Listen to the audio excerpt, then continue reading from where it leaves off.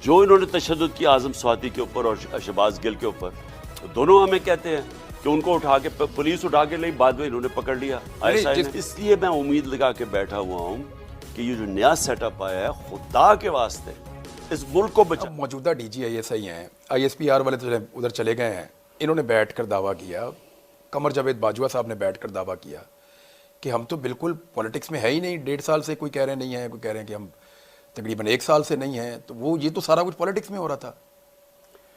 देखिए, मैं अब इतने बड़े झूठ बोल रहे हैं। अब मैं 3.5 साल गवर्नमेंट में बैठा हूँ, मुझे तो पता है कि कैसे ऑपरेट करते हैं, मुझे तो पता है कि क्या होता है। यानी उसके बाद इन्होंने जो कवर अप किया, ये सारा कवर अप है। तशद्दुद हमारे ऊपर हो रहा है, मीडिया हाउसेस को ये डरा रहे हैं, आप जैसे लोग जो सहाफ़ी जिस तरह अरशद शरीफ, ये इनके पीछे ये प्रेशर डाल रहे हैं। आप सबको पता है कि वो ये तो पीछे बैठे हुए थे।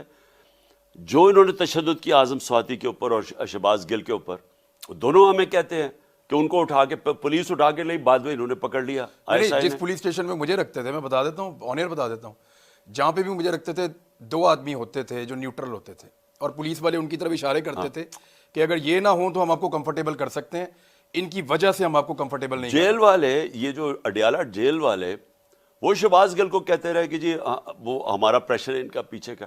सो जो हमारे ऊपर होता था वो सारे ये कहते थे कि प्रेशर पीछे से आ रहा है इनकी। तो इन्होंने पूरी तरह हमें दबाने की और ख़त्म करने की कोशिश की। इसलिए मैं उम्मीद लगा के बैठा हुआ हूँ कि ये जो नया सेटअप आया है, खुदा के वास्ते इस मुल्क को बचाएं। मैं समझता हूँ कि जो रुके तो कोहे गिरा थे हम, जो चले तो जहाँ से गुजर गए, रहे यार हमने कदम कदम तुझे यादगार बना दिया। ये अरशद शरीफ के लिए मेरे ख्याल है लिखा गया है।